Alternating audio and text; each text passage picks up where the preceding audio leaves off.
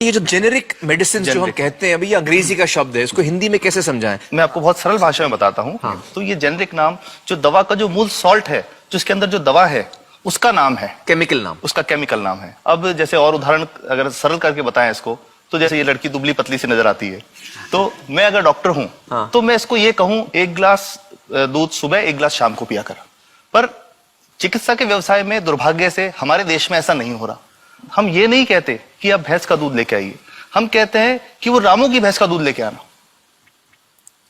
यही ब्रांडिंग है। ये जब उसकी दुकान पे जाती है, वो कहता है 500 रुपए लीटर है, लेना है कि नहीं लेना। तो जो 30 रुपए की चीज है वो 500 रुपए में मिलती है।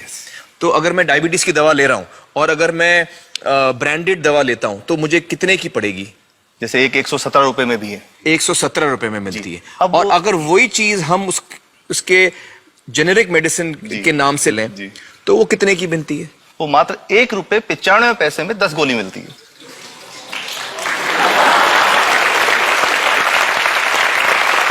और दोनों गोलियों में कोई फर्क नहीं है किसी किस्म का? 100% समान, क्योंकि इसकी उत्पादन लागत ही इतनी है। उसका manufacturing, packaging, transport, retail margin, जो उसके मार्जिन जो हैं, जो हमारे ज्यादा वो सब मिला करके उतने की ही पड़ती है। कुछ कैंसर के मैं आपको उदाहरण दूंगा, उसमें एक ही दवा जो ब्लड कैंसर के काम में आती है, बाजार में 1.25 लाख रुपए का एक पैकेट मिलता है। 1.25 लाख का एक पैकेट जो 1 महीने चलता है। और जेनरिक में वही दवा जेनरिक में अलग अलग कंपनीज जो बनाती हैं, एक 10,200 में बेचती है, एक 8,800 में बेचती है और एक 6,500 में बेचती है। मतलब ये आपका ये कहना है कि आपके ये प्रयास से इतने कम में राजस्थान में पब्लिक को, आवाम को ये दवाएं पहुंचा रहे हैं आप इस वक्त? जी, क्या बात है। मेरा ये सवाल है कि डॉक्टर्स जो हैं वो हमारे पर्ची पर जेनेरिक नाम क्यों नहीं लिख के देते? क्यों लिखते हैं वो ब्रांडेड? जाने नहीं देंगे बाहर फिर? नहीं, सब जाने देंगे। जब एक नया मेडिकल प्रैक्टिशनर जब प्रैक्टिस शुरू करता है, तो उसके पास जो कंपनी के जो मेडिकल रिप्रेजेंटेटिव्स होते हैं, सेल्स बढ़ाने का उनका काम होता है, मार्केटिंग प्रिंसिपल के साथ सेल्स एजेंट होते हैं बेसिकली। फिर वो कहते हैं साहब आप हमारी जो दवा है यही लिखना, ये बहुत बेहतर दवा है, इससे मरीज ठीक होगा। और उनको डॉक्टर्स को लिखने के लिए उनको प्रेशराइज किया जाता है, उनको टेम्प्ट किया जाता है। तो ये इसमें बहुत बड़ा कारण है जो दवा की कीमत को उसकी वास्तविक कीमत से 5-10 गुना 20 गुना तक बढ़ा देता है। एक बहुत बड़ा कारण है, क्योंकि हमारे पास जब हम टेंडर करते हैं तो बहुत सारे कंपनी वाले आते हैं, जो भारत की जो सबसे बेहतर कंपनियां, जिसके भी नाम वो रेपुटेड कंपनियां जिनके नाम आप ले सकते हैं, वो सभी हमें वो उसको जो 70 रुपए की है उसको 2 रुपए में 5 रुपए में दे रही है, 30 रुपए की दवा 2 रुपए में दे रही है। इतना ज्यादा फर्क तो कंपनी तो दे सकती है और देना चाहती है, और हमें देती भी है इतनी कम दामों में, हमें दे रही है ना, ये संभव तो है। अच्छा, मैं आपको बताऊंगा कि भारत से हम लगभग 45,000 करोड़ रुपए की जेनरिक दवाइयां प्रतिवर्ष विदेशों को निर्यात करते हैं। आप भेजते हैं दुनिया भर में जेनरिक, ये जो सस्ती दवाएं हैं आप विश्व भर में भेजते हैं, और हमारे लोगों को नहीं मिल रही। हमारे देश में महंगी है, हमारे देश में महंगी है, और अगर ऐसा है तो हमें कोई ईस्ट इंडिया कंपनी की जरूरत नहीं, हम वापस उसी दिशा में जा रहे हैं। आपने जब ये शुरू किया तो आपको कोई रेजिस्टेंस फेस करना पड़ा राजस्थान में? देखिए, जो प्रयास हम कर रहे हैं ये बेसिकली धारा के विपरीत बहने का एक प्रयास है जी। काफी थ्रेट्स भी हैं, क्योंकि इसमें माफियाज भी हैं, ड्रग माफियाज जो ऑपरेट करते हैं। और हम हमेशा ये बात कहते हैं कि हम 100 साल से भी पुरानी शोषण की व्यवस्था को बदलना चाहते हैं, पर हमने हमेशा डॉक्टर्स को दोषी नहीं माना। सारे डॉक्टर्स बुरे नहीं है। 50-60% तो जेन्युइनली वो चाहेंगे कि गरीबों को कम कीमत पे दवा मिल जाए, वो चाहेंगे। और आज भी ऐसे डॉक्टर्स हैं जो अपने घर से सैंपल्स ला करके अपने जेब से पैसे निकाल के मरीज का इलाज कराते हैं। ऐसे डॉक्टर्स आज भी हैं। बिल्कुल सही। तो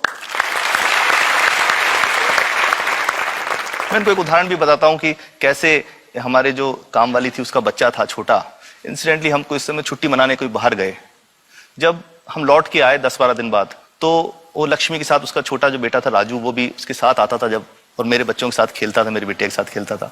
तो वो लक्ष्मी अकेली आई, राजू नहीं आया।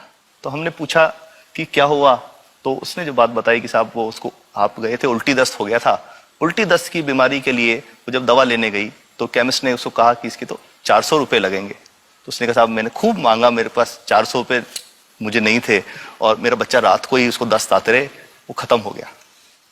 और मैं आपको ये कहना चाहता हूं कि वो जो दवा लिखी थी कि वास्तव कीमत 1.5-2 रुपए ही है, तो वो बच्चे की जान बच सकती थी।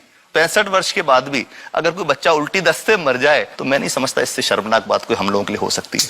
और सबसे बड़ी बात कि इसे आसानी से बदला जा सकता है। हमें सबको एक समन्वित, एक संगठित प्रयास करने की जरूरत है। ये तो कुछ भी नहीं है, कोई नई फैक्ट्री खोलनी नहीं, कोई नई दवा नहीं बनानी, ये सब जो गलत चल रहा है इसको रोकना ही तो है। तो दोस्तों, डॉक्टर समित की बातों से हमें यह पता चला है कि दवाइयों का जो कॉस्ट होता है, जो उनको बनाने का खर्च होता है, वो बहुत ही कम होता है और हमें इन कम दामों में ये दवाइयां मिल सकती हैं अगर हमारी राज्य सरकार जेनेरिक मेडिसिन की दुकानें खोले, जैसे राजस्थान सरकार ने किया है और जिसके लिए हम उन्हें सलाम करते हैं।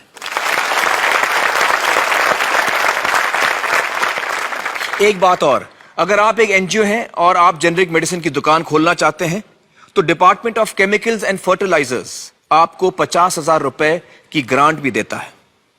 डॉक्टर समित, आपने बहुत ही बेहतरीन काम किया है और इस बहुत ही अहम मुद्दे पर रोशनी डालकर हमारी आंखें खोल दी हैं और हमारी दुआ यह है कि जो काम आपने राजस्थान में शुरू किया है वो हर राज्य में फैले, देश के कोने कोने में फैले।